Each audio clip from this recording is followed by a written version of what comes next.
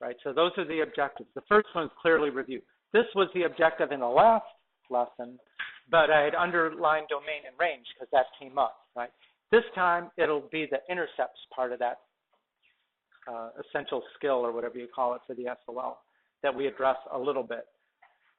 Let me open this door so I get some air going through here.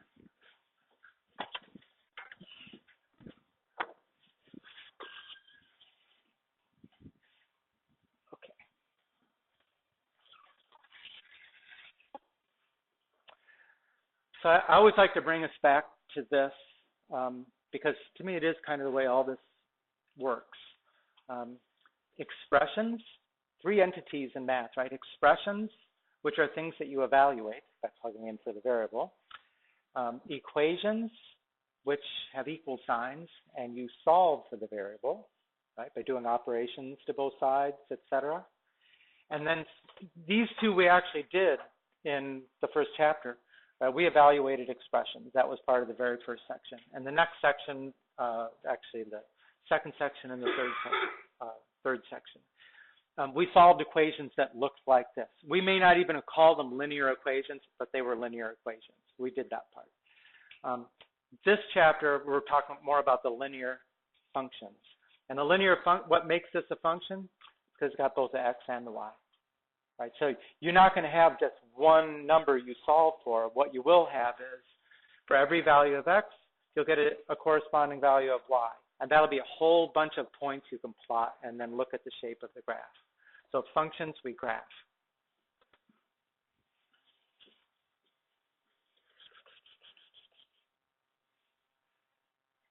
And most of the chapters, again, are organized like that. You know, there'd be a little bit of expressions, a little bit of equations, a little bit of functions. So we did this last class. Right? We had this y equals 3x plus 2, which we learned is interchangeable with saying f of x equals 3x plus 2. Right? The y and the f of x are essentially the same thing. We graphed by making a table of values, and we took some x values. We evaluated the function for those x values. That gave us points. In this case, it was 0, 2, and 2, 8, which we plotted, and then we sketched the line.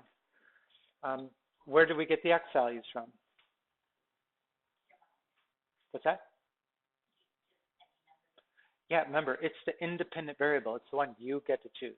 So I just picked them because, you know, I can see my graph over here, so I want to pick a couple points that are like in the graph that I've got. But you get to pick that. Remember, because it's solved for y equals some expression for x, you need to evaluate what's on the right to get what's on the left.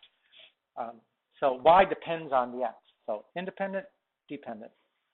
Right. Now, if we look at this graph, that function is called linear because the shape is a straight line. Right? That's a linear function.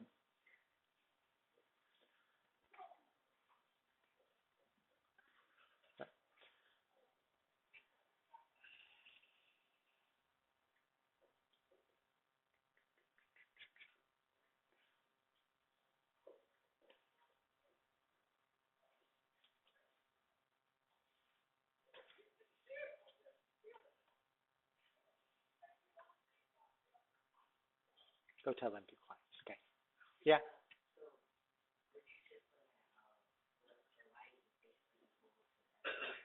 Yes. Right. F of x generates y values. That's what it does. So in that sense, they are the same. Oh, that's for the clock. We good? Natalie? Sandy? Okay. So linear equations can be written in three forms. It's what the next two lessons are about. In today's lesson, it's slope-intercept. Right? The other two are in the next lesson. The slope-intercept is the one that you kind of already know, for sure. I mean, if I ask you, you know, what is the slope-intercept, or if I say y equals mx plus b, you know, you at least think you know what I'm talking about there. The other two might not be so readily remembered. They're each used for their own purposes. But the good thing about slope-intercept is that it's already solved for y. Y equals mx plus b, right? Which means it's already a function. We've already got it in the function form right there, since that's what we're interested in. That's good.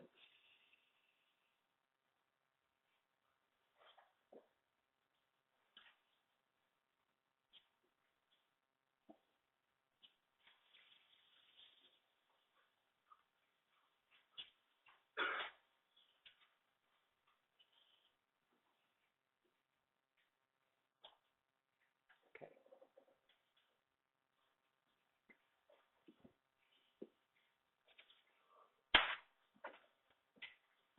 We're good.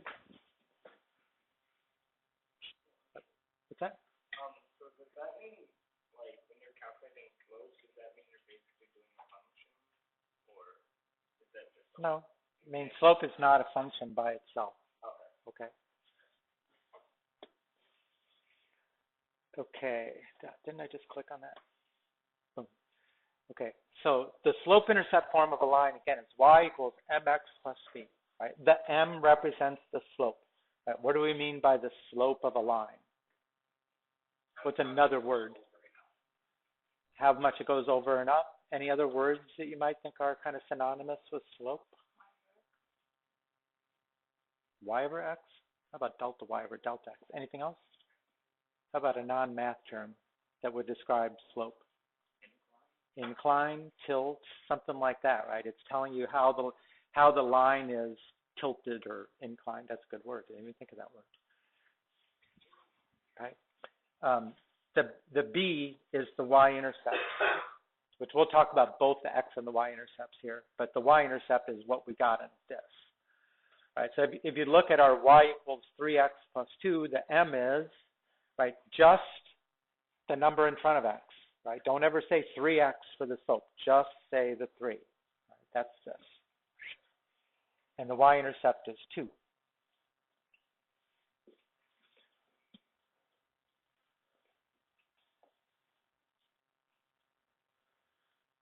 Okay.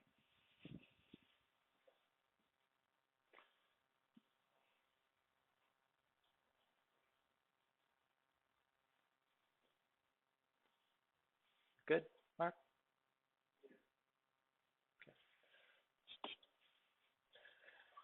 Okay, now, you know that without even graphing, without even seeing the shape and seeing that it's a straight line, when you look at an equation, you know that it's linear because both x and y are raised to the first power. Right? There's an x term, there's a y term, and in both terms, they're raised to the first power. So we know that when we graph this, it's going to be linear.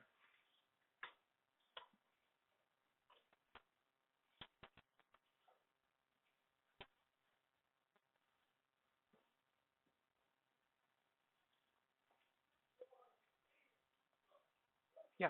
So basically, is it not a function if it is like to the second power or third power? No, it's just a different kind of function. Well, some are parabolas, some aren't, right? So after we do this chapter, which is linear, then the next chapter we get to quadratics.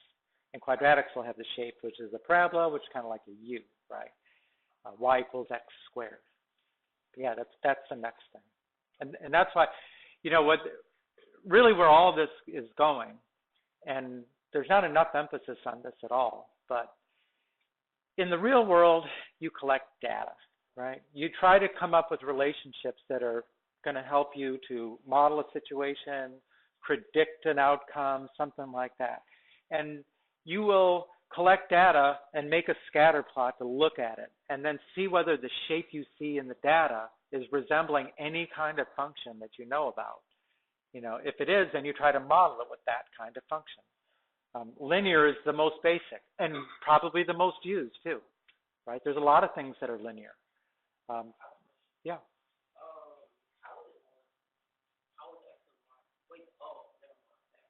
Okay, the exponents.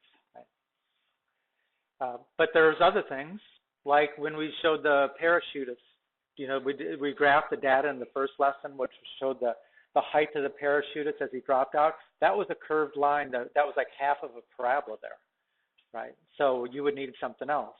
Again, in my career field before I was in this, I was a meteorologist. We modeled the atmosphere. There was nothing linear in there. There was a lot of partial differential equations and stuff. So you get really complex things. Well, in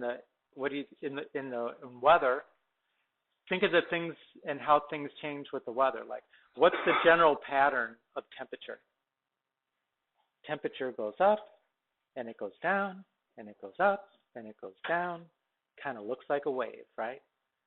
That's why you need trig functions, because that's what sines and cosines do. They resemble waves. But this is just the beginning, right? We do linear. Now, slope. A lot of times when I ask students, it's been a long time since you've done this stuff, I'll say, okay, what is slope? And they say, y equals mx plus b. Not the same thing, right? The slope is just the m part of it, right? And you can think of it in different ways. And a lot of times we think of it, they'll say rise over the run. But the formula is y2 minus y1 over x2 minus x1. Okay, well, what are all those x's and y's? Where do they come from? They're the coordinates of points, right? When you see a subscript like a 2 or a 1, what it means is this is a fixed point. You will fill in for it when you have the point. It's not a variable. It is a fixed point. So generally, the x1, y1 is one point, and the x2, y2 is another point. That's what you need to establish. You've got 2 points. You plug them in. You find a slope. If you do the subtract of y2 minus y1, well, y is the vertical coordinate. So subtracting those two is telling you how much the line changes in a vertical direction. And when you do the x2 minus x1, that's telling you how much is it changing in a horizontal direction. And you're dividing the vertical by the horizontal.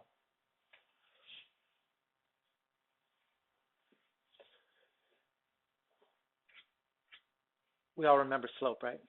How many times have you been taught slope in your math careers? Let's see. You had it in geometry. You had it in algebra 1. Did you have it in pre-algebra? There you go. It's at least this is the 4th time, right? That is a strategy of teaching that's called spiral learning. That instead of teaching you to mastery about it the first time, we give you a little bit of it the first year, and supposedly it reinforces the second year, and the third year, and the 4th year, and by this time you are masters of slope. Okay. Spiral learning. So let's do a slope. Okay, here's 2 points. The formula is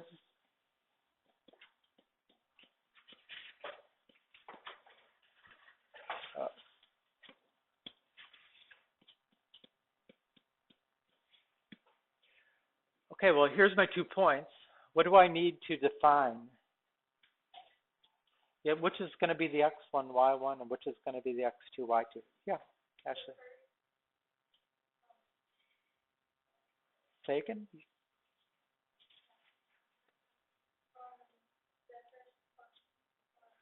Well, we're just going to have these 2 points to work with. Which one of those would be our x1, y1, and which is work?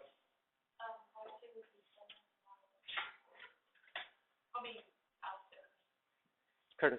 Well, it doesn't matter as long as the y2 and x2 match up with y1. Okay. So in the end, if it helps you to write this out, you could say like this is x1, and this is y1, and this is x2 and y2, and then you can plug in exactly for those numbers. But if you switch the way you define those, it's okay. You're going to get the same thing. Let's do it both ways just to show. You get the same thing no matter which is x1, y1. The way that we've defined it there, it should be y2 minus y1 is 4 minus 7. And negative, then I got to subtract the x2 minus x1. That's negative 2 minus negative 3. Negative 2 minus negative 3. Right? Which is negative 3 over, yeah, just remember this is like negative 2 plus 3 because minus a negative. So that is 1. So what is the slope? Negative 3. Okay, now let's see what happens if I switch that. Let's make this the x1, y1, and this will be the x2, y2. Right, now when we plug in, we'll have 7 minus 4 and negative 3 minus negative 2. Right, so that is positive 3, and the denominator is negative 3 plus 2, which is negative 1. But it's still, when you simplify, is negative 3. So it doesn't matter. You just have to be consistent. The mistakes that I see when you do this calculation is, you do like 7 minus 4, and then you do negative 2 minus negative 3, right? You switch the direction of the subtraction for the numerator and denominator. That's one mistake. Another mistake is you switch is it y2 minus y1 over x2 minus x1, or is it x2 minus x1 over y2 minus y1? Remember, it's the change in the vertical goes on top. Another mistake happens, it's like taking 7 minus negative 3, like within the same point. Right? Just remember, you're doing y2 minus y1, x2 minus x1. Goes in the same direction. As long as you're consistent, it'll be right. So do this one. It'll take you guys about 15 seconds.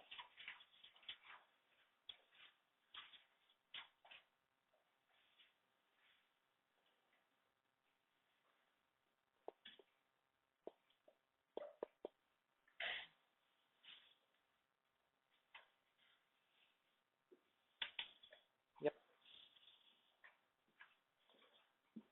Too easy. What do you got? Yep. Yes. That is good. The answer is negative 1. Right? Did anybody get anything different?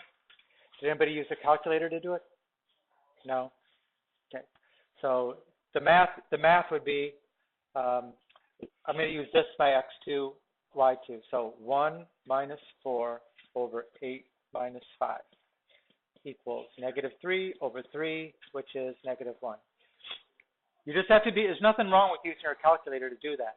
You just have to be careful that if you just use the calculator, in the regular mode, put parentheses around the numerator, parentheses around the denominator.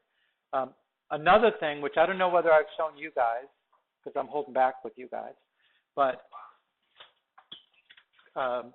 you can actually enter something in a fraction format in the calculator directly. Then you don't need the parentheses. Do you know where to find that?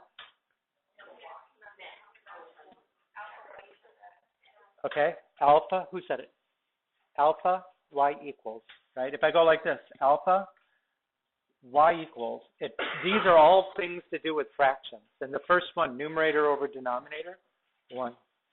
And now if I put this in, 1 minus 4, right, then arrow down to get to the denominator, 8 minus 5.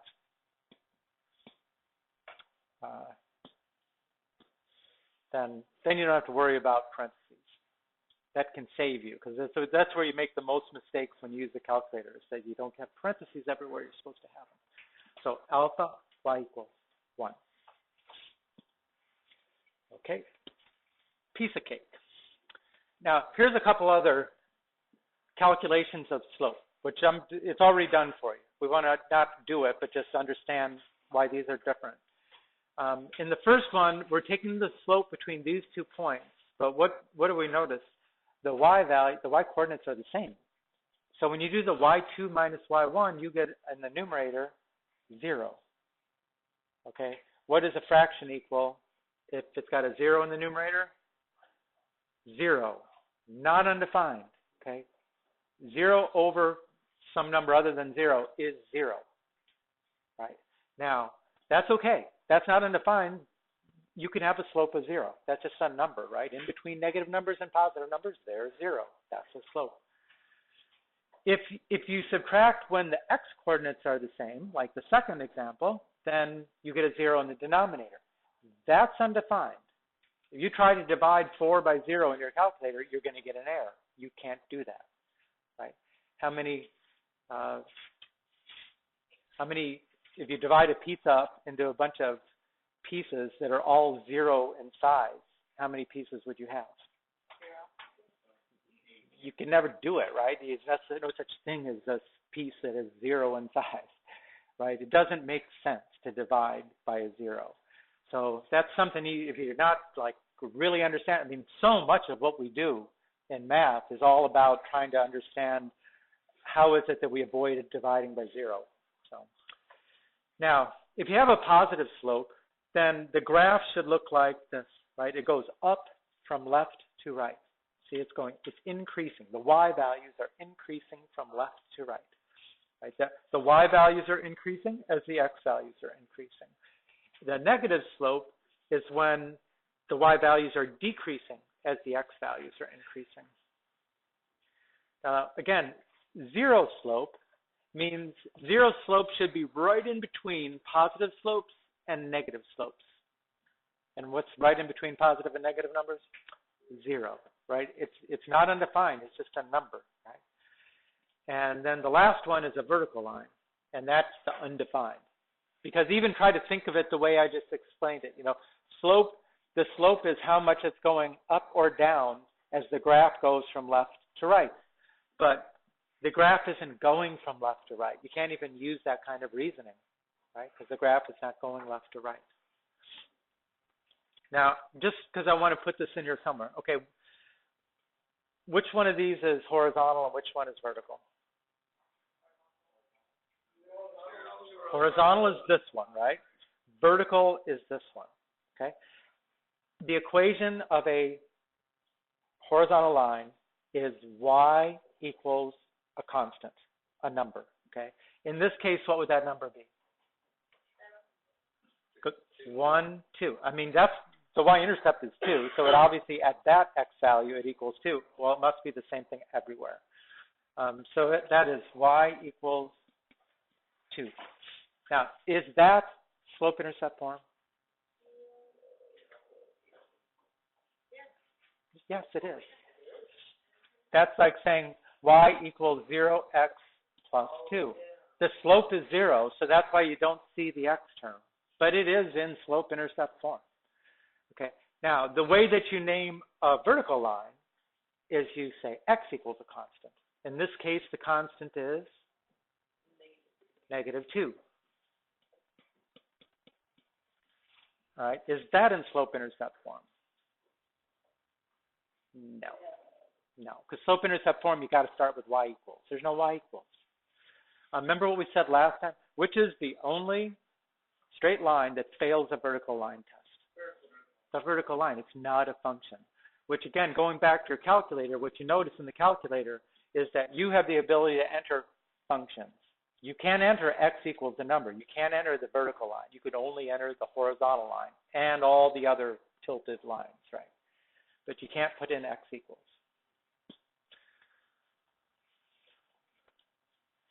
Okay.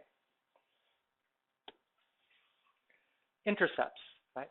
By intercepts, really to be accurate, we should say that this, where the line crosses the x-axis, is the x-axis intercept, right? It's where it crosses that axis.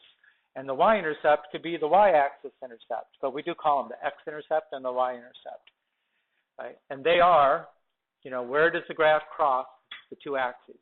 Now, what are the coordinates of the x-intercept on that graph? This one right here. What? 4, 0, right? I mean, it's a point. It's not just the number 4. It's a point. 4, 0. Okay, x-intercepts always have a y-coordinate of 0, right? Because on the x-axis, you're not above the middle, you're not below the middle, you're right in the middle. So y equals 0. And that's how you find x-intercepts. You substitute y equals 0, you solve for x. Not just for linear, for all functions. That's the way it works. Very useful tool to have in your tool bag. What are the coordinates of the y-intercept? 0, -2, right? Again, Why the 0? Because on the y-axis, you're not to the right, you're not to the left, you're right in the middle. So x will always be 0 for the y-intercept. Okay. Could a function have 2 x-intercepts? Could it go like this? Yeah, we saw that in some of our examples. Could a function have 2 y-intercepts? No, because that would be 2 values of y for the same value of x. X equals 0, right? So it can't have 2 y-intercepts. A function can't.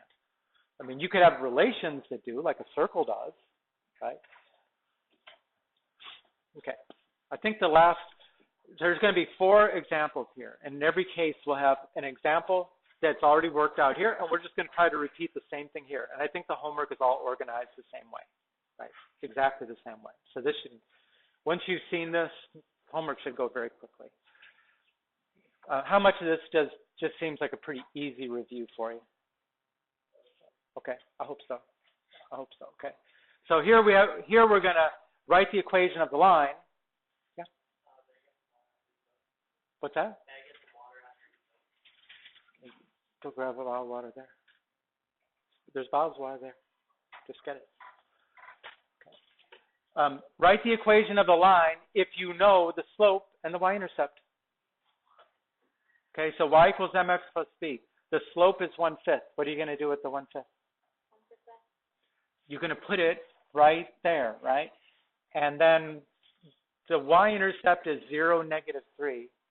What do you do with that? You take the -3 only, and you put it there. So the equation is, they substituted and they actually did plus -3, and then they simplified by saying -3. Same thing. Yeah. What's that?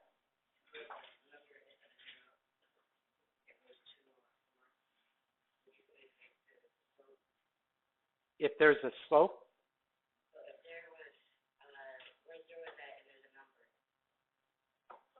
Here? That goes here, right? The plus b. You won't have an x value, right? This is an equation of a line. It depends on having 2 variables, x and y, right? So the equation of the line is going to have an x and a y. No, it won't plug in values for it, okay? Not for the equation. Okay, well, let's do the same thing then for this. Slope is 6, y-intercept is 0, 5. What's the equation of the line? How many say y equals 6x plus 5? Okay, not too much challenge, right? You'll get these homework problems in no time at all. Y equals 6x plus 5. Done.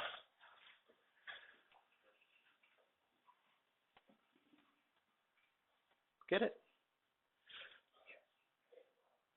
What's that? Water? Yeah, go ahead. You guys hot or something? I'm doing all the work. You're just sitting there. Okay, let's see. Determine the slope and intercept equation from the graph. This time we have to base it on a graph. Okay, we still have to find what 2 things?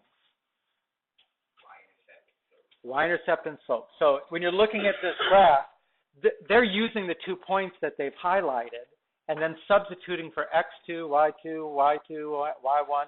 But you can determine the slope, just say, like, how am I going from one point to the other? What's the vertical change? Right, going from this point to this point, what's the change up and down? It's actually down 3, right? Down 3. And how would you write down 3? Down 3 means -3, right? Up is positive, down is negative.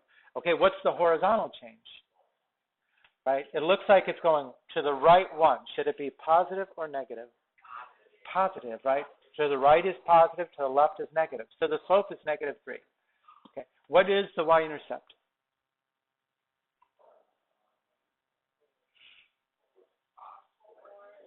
Yeah, 4 right there. Okay, so the b is 4. So there you go. And like I said, they did it with a calculation using y2, y1, but you might just do it by looking at the graph and seeing how it goes up and down, left and right. And here's the thing is that on these graphs, they've actually already given you 2 points.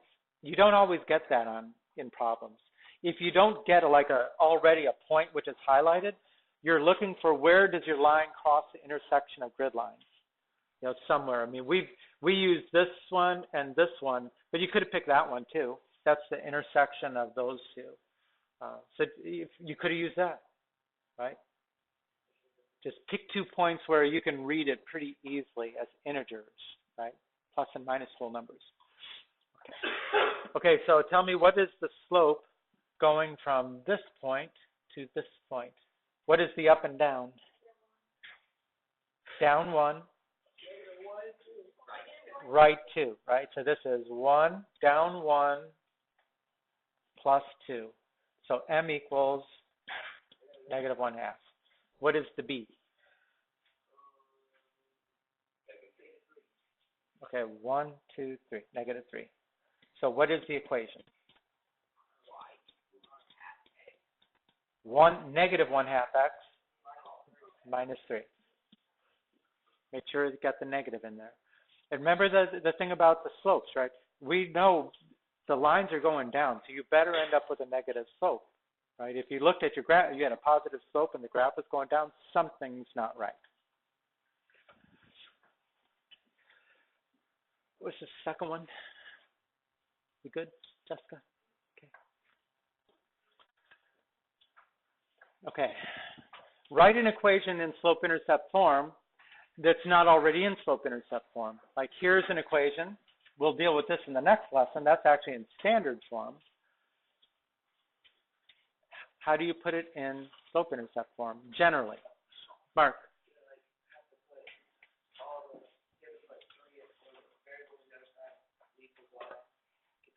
Okay.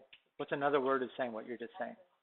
Solve for y, right? In order to put it in slope-intercept form, solve for y. It'll be in slope-intercept form. So for this one here, they've given us their example. They subtracted 5x, right? It was a positive 5x on this side. It's a negative 5x there. Okay. And then they divided by the negative 4. Once, twice, 3 times. Now, something to keep in mind when you do this. Because this, let's say I'm over here, right? Negative 4. I got 5x minus 4y equals 16. And I'm going to subtract 5x. Subtract 5x. Right. Now, how you write it on the right-hand side, you could write 16 minus 5x. Right? You don't have to write it like negative 5x plus 16. The reason they do it that way is then it looks more like the slope-intercept form. But it's the same thing because of which property says the order doesn't matter. Commutative property says you could write either way, it is the same thing. What you have to remember is if you happen to have written it like 16 minus 5x, right, and then you divided by negative 4, you would get y equals negative 4 plus 5/4 x. When you're asked the slope, don't say negative 4 because it's the first term. Slope is the coefficient of x. It's 5/4 no matter whether you see it there or whether you see it there. Okay. And don't try to combine these here. Like the 16 minus 5x, they're not like terms. You can't like put them together and call it 11x or something like that. Okay. Try this one here. In fact, what is in this half? This half do this one, and this half do this one.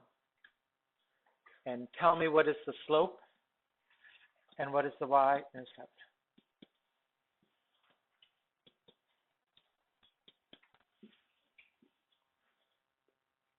Andrew, you awake? Solve for y. Solve for y.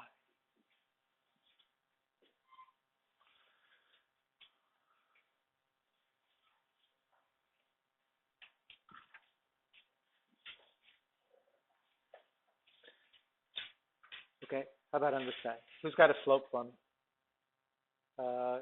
Josh. Negative 7/5. And what is the y-intercept?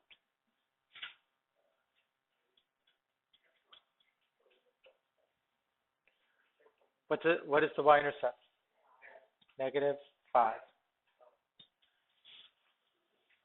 Okay, how about this one? What is the, Julia?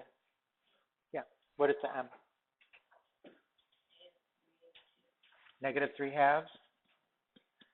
And what is the b? Plus 9. Okay, so again, you would subtract 3x, right? The 3x's cancel. 2y equals negative 3x plus 18. Divide by 2, divide by 2, divide by 2.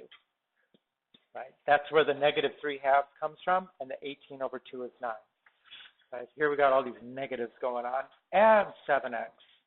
Add 7x. All right, now we've got negative 5y equals 7x plus 35. Divide by negative 5. Divide by negative 5. Divide by negative 5. Easy? So remember, when I say, how do you put in slope-intercept form, I'm really looking to say, solve for y. Not start telling me the steps are that one. Yeah.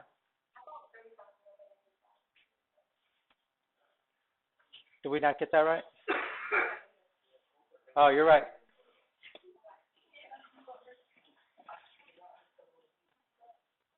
Good catch. Good catch. Okay. Okay, do you have a question? Okay, one more. One more example, I think. And that is, how is it that you sketch a line given the slope-intercept form? And this one, they actually gave us something that was not in slope-intercept form. Again, how do we put it in slope-intercept form? Solve for y. So how would you do it in this one? Add 2x, and you get y equals 2x plus 1. Okay. So the steps for graphing it are first, step 1, plot the y-intercept, right? The 1. Right, there's the 1. Okay. Okay, then use the slope to go to another point on the line, right? The slope is telling you how much to go up and down and how much to go left and right. In this case, it says the slope is 2. How are we going to use 2 to find another point on the line? You got to think of it like 2 over 1, right? Because 2 over 1 is 2. So that's telling you go up 2 and right 1. Okay, it's not telling you, because I see a lot of variations on this. Like maybe you'll start from the origin. No, you start from the y-intercept, the point you already know. Or maybe you take it like it's the point 2, 1, like go right 2 and up 1.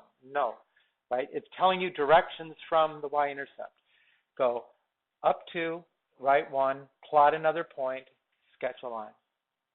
Right? That's how it works. And you should be very good at that. If you're not already, you got to practice it, because we just, we don't expect that we're spending a ton of time on that one little skill, but it's really useful. And it comes up all the time, math and science kind of stuff. So let's try one of those.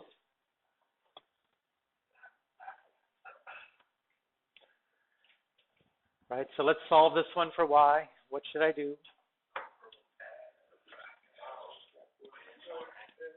Minus 4x, okay? So we have negative 7y equals negative 4x plus 14. Negative 7, negative 7, negative 7. Y equals positive 4/7 x minus 2. Okay, why is that positive 4/7? Yeah, the minus cancels with a minus. Okay, now, what's the first step in graphing? Do the y-intercept, so where should I go? Negative 2. Okay, so starting this here, which direction do I go? Down, not left. Right, that's x. Okay, now, how do I use this slope of 4/7 to find another point on the line? Say again? Up 4, right 7, right. Up 4, 1, 2, 3, 4, 1, 2, 3, 4, 5, 6, 7, right. So this is the 4, this is the 7. And then you draw a line. connect them up.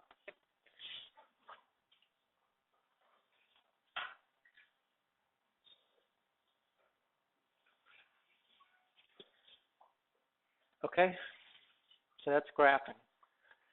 You know, it is true. You could put these things in the calculator, but you're going to have to sketch what you had in the calculator, and you're going to have to show all these details. You know, if you just put in the calculator, like let's say you had to graph that on a test, and you just went something like that, you're not going to get much credit on that. Okay, I got to be able to see the y-intercept, right? -2. I got to be able to see it looks pretty accurate in terms of how much you went up and over. So if you think that the calculator is this crutch that just gets you out of knowing this stuff, it doesn't really. In the end, you got to know this stuff. Okay. You got to start somewhere so that eventually you understand all those partial differential equations you're going to use in science, right? So that's the lesson, right? That's what we said we do. That's what we did. I wanted to show you a website here that if you haven't seen it already, you might find it useful. And it's called interactmath.com. I think in this class, I'm not sure if anybody's seen it. Yeah. No, I'm busy. I'm busy. Do not interrupt me. Do you understand? Okay, let's try.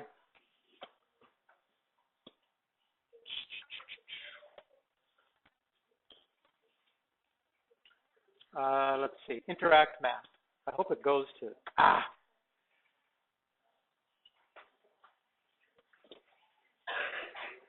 If you know, it's not showing me the very first slide you get. When you do, it just says there's a big enter in the middle of the screen. So you're definitely going to go hit the enter, and then you get to here. Okay? Then you have to pick your book, and the book is in the drop-down menu. And our book is Prentice Hall, Algebra 2. It's 2011. It's fairly close to the top of the list. And when you click it, you should see our cover of the textbook right there. Okay.